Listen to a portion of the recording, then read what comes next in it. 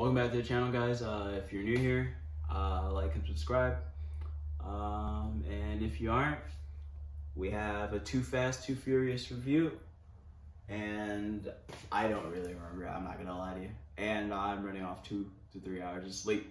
So he's gonna take it off, and I'll probably talk in between, but I'm really tired, guys. Oh, okay.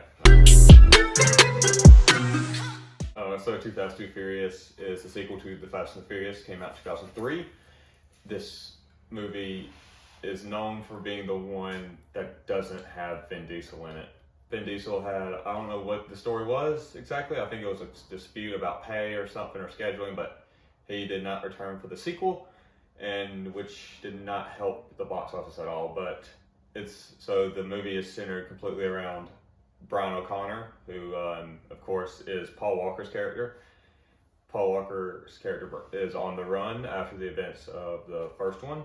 He ends up in Miami on the street racing circuit, and this is where we're introduced to Ludacris's character, Tej, who will become real big later on in the movies. Who his character honestly is one of my favorite side characters of the entire movie, of this movie and in the movies to come. Yeah. This movie also introduces my least favorite side character in the movies to come, and that would be Roman. Roman? Yeah. I always think it's Rome, but it's Roman. Played by, of course, Tyrese. I'm not a big fan of Tyrese's acting. Any of his movies, Baby Boy was alright. You can keep on talking. You're good. Oh, it doesn't affect anything? No. Okay. Baby Boy is alright. I'm not a big fan of anything else he's in. He was recently in another brilliant movie, Morbius.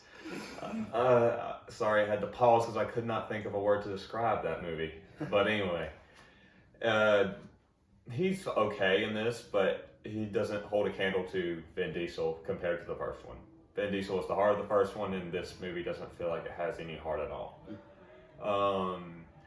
This movie is really like, watching it now is like, you just like, while you're watching, like you're pointing at the screen and say, hey, weren't they in? Because this movie features Cole Hauser, who plays, dang it, how have I forgotten his name?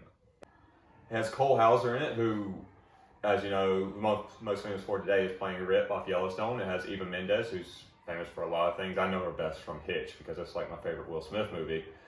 Else, like I said, Ludacris before. It has James Remar, who's been in so much throughout his movie career.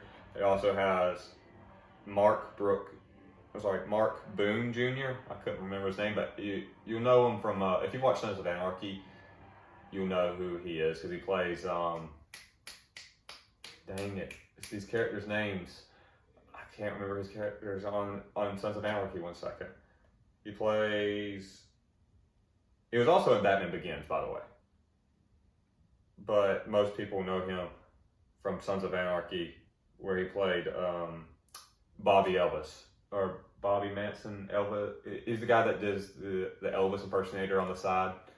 But yeah, this movie overall is nowhere near as good as the first one. It's basically the same movie as the first one, because it's just Paul Walker going undercover to take out some kind of operation, but this one is drugs, and the first one was a DVD scam or stealing from semi-trucks. It's basically the same movie, nothing really new. The biggest thing is at the end with the final car chase, when there's like a bunch of cars. You just like, the fun part is that's just spotting the cars. Other than that, there's nothing really to write home about this movie. It's okay. I'll give it, if we have to rate it like we usually do, I'd give it a 2 out of 5, maybe a 1.5. Wow, 2 out of 5? What did we give Morbius? I don't remember. I don't know. No. I don't really like Morbius doesn't deserve rating. It's just an L. I don't. Yeah, we'll just give Morbius an L for whatever. But I don't like really like giving ratings to movies. Yeah.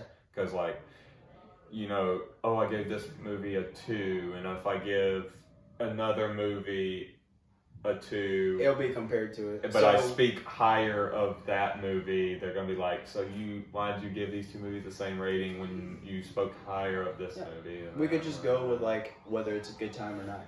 Oh, it's a fairly good time. Just to turn your brain off. But honestly, I more than recommend you watch any of the other Fast and the Furious movies, especially ones we'll be talking about later, where where this film series really starts to become a cultural phenomenon, I guess you would say. Yeah. But other than that, it's just middle of the road.